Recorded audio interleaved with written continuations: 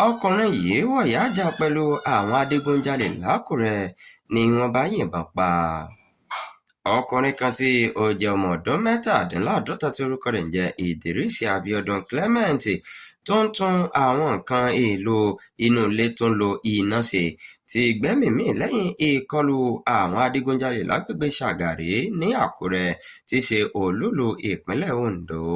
Gẹ́gẹ́ bí ìròyìn ṣe gbọ́, Clement ní àwọn adigunjalè ọ̀hún yìnbọn mọ́ lásìkò tí wọ́n ṣèkọlù ní agbègbè náà ní kùtùkùtù òwúrọ̀ lẹ́yìn tí wọ́n ti ja àwọn ilé mìíràn ní olè. Gẹ́gẹ́ bí ọ̀rọ̀ ọmọ rẹ̀ Abdulfatai Clement, àwọn olè náà ti wọ ilé méjì kí wọ́n tó dé ilé wọn. Ó sọ pé bàbá òun gbìyànjú láti kojú ọ̀kan nínú àwọn eruùkù náà láti dáàbò bo ẹbí rẹ̀ láìmọ̀ pé àwọn olè mìíràn tó ní ohun ìjà lọ́wọ́ wà pẹ̀lú rẹ̀. Gẹ́gẹ́ bí ọmọ rẹ̀ ṣe wí, wọ́n fi àáké àti àdá lù ú, lẹ́yìn náà ni ọ̀kan nínú wọn fa ìbọn yọ tó sì pa.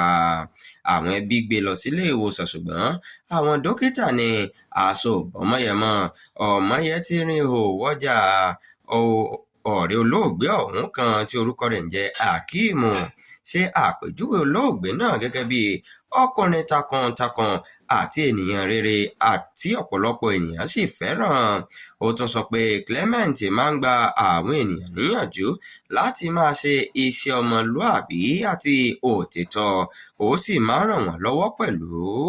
Ìyàwó olóògbé náà Taibat Clement rawọ́ ẹ̀bẹ̀ sí ìjọba àti àwọn àjọ ẹ̀ṣọ́ aláàbò láti rí dájú pé wọ́n mú àwọn adigunjalè náà wọ́n sì fi mú kàtà òfin. Nígbà tó ń jẹ́rìí sí ìṣẹ̀lẹ̀ náà, alukoro fún iléeṣẹ́ ọlọ́pàá ìpínlẹ̀ Ondo DSP Jimoh Abayomi sọ pé wọ́n ti mú afurasí kan tó ṣeéṣe kó mọ̀ nípa ìkọlù náà.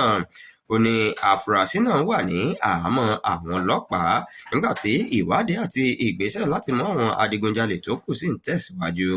Ó fi dá àwọn ẹbí àti olóògbé náà lójú pé àwọn ọlọ́pàá yóò ṣe ìwádìí kíkún lórí ọ̀rọ̀ náà àti pé gbogbo àwọn tí a bá rí pé wọ́n jẹ̀bi ni wọn yóò fojú winá òfin.